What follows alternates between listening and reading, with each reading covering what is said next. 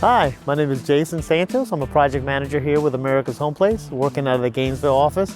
Behind me, as you can see, our current home that we're working on is on a basement foundation. It is our Brookwood Modern Farmhouse plan. With all of our home plans, you can actually, depending on your lot, get them on a slab, on a crawl, or a basement foundation. With all of our basement walls, we actually do a 9-foot poured wall system.